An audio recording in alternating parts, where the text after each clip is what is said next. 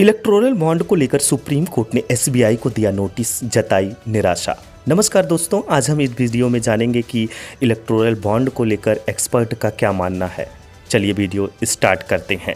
Supreme court ने शुक्रवार को स्टेट बैंक ऑफ इंडिया को इलेक्टोरल बॉन्ड से जुड़े यूनिक अल्फा न्यूमेरिक कोड नहीं बताने के मामले में नोटिस जारी किया है।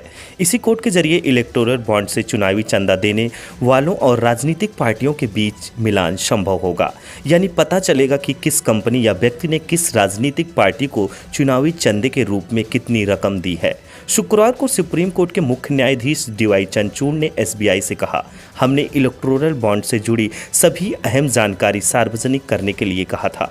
इनमें बॉन्ड के खरीदार, बॉन्ड की रकम और खरीदने की तारीख शामिल है। बॉन्ड के सीरियल नंबर को आपने नहीं बताया है। हमने अपने फैसले में सभी जानकारी सार्वजनिक करने के लिए कहा था। जस्टिस चंद्रचूड़ ने निराशा जताते हुए कहा कि अभी जब सुनवाई चल रही है तो एसबीआई को यहां मौजूद होना चाहिए था।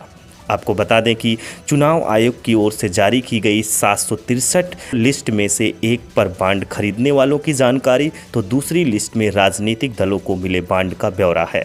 ऐसे उम्मीद की जा रही है कि इलेक्टोरल बॉन्ड के आंकड़े सार्वजनिक होते ही यह पता चल जाएगा कि किस राजनीतिक पार्टी को किसने कितनी रकम चंदे के रूप में मिली है। लेकिन स्टेट बैंक ऑफ इंडिया ने unique alpha numeric code share नहीं किया जो प्रत्येक इलेक्टोरल बॉन्ड पर प्रिंट रहता है। इसी कोड से डोनर्स का राजनीतिक पार्टियों से मिलान करने में मदद मिलती है। सुप्रीम कोर्ट ने शुक्रवार को यही कोड बताने के लिए कहा था। चुनाव आयोग की वेबसाइट पर यह जानकारी है कि किसने कितने का बॉन्ड खरीदा और किस पार्टी को चंदा मिला। आपको बता दें कि राजनीतिक पार्टियों से मिलान करने में मदद मिलती सुप्रीम कोर्ट ने शुक्रवार को यही कोड बताने के लिए कहा था। चुनाव आयोग की वेबसाइट पर यह जानकारी भी है। एसबीआई ने इलेक्टोरल बॉन्ड का जो डेटा दिया है उसके मुताबिक 1 अप्रैल 2019 से लेकर 15 फरवरी 2024 के बीच 12,156 करोड़ रुपए का राजनीतिक चंदा दिया गया है। इलेक्टोरल बॉन्ड स्कीम 2018 में नरेंद्र मोदी सरकार ने शुरू की थी और कहा था इसके राजनीतिक फंडिंग को लेकर पारदर्शिता आएगी। लेकिन सिर्फ बॉन्ड खरीदने वाले और राजनीतिक दलों को मिली रकम के ब्यौरे से ये साफ नहीं हो पा रहा है कि किसने किसको पैसा दिया। इससे ये नहीं पता चल पा रहा है कि किस खास पार्टी को फंड किए जाने के पीछे किसी डोनर का क्या मकसद है। कुरैशी ने लिखा, ये काफ़ी अहम मुद्दा है क्योंकि राजनीतिक फंडिंग से जुड़ा मामला है। ये मुद्दा हमारे लोकतंत्र के चरित्र और विश्वसनीयता को प्रभावित करता है। कुरैशी ने लिखा कि क्या सुप्रीम कोर्ट के फैसले के बावजूद राजनीतिक फंडिंग में पारदर्शिता को लेकर जगी उम्मीद धूमिल हो गई है। इस मामले में क्या हम वहीं पहुंच गए हैं जहां पहले थे? हाँ, ये सच है कि 2018 से पहले राजनीतिक फंडिंग के मामले में पूरी तरह अपारदर्शिता थी। लगभग 70% पैसा कैश में दिया जाता था। हालांकि 20,000 रुपये से अधिक चंदा के बारे में चुनाव आयोग को बताना होता था और इसके एवज में टैक्स में छूट मिलती थी।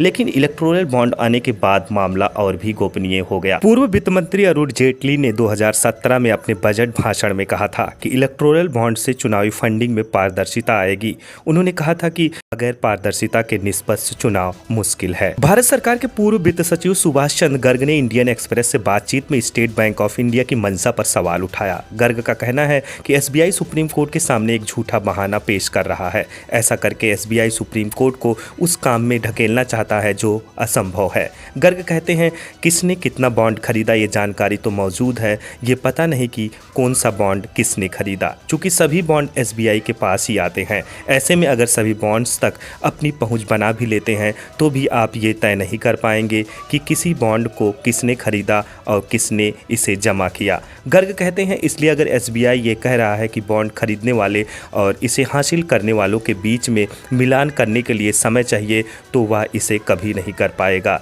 ये एसबीआई का एक बहाना है।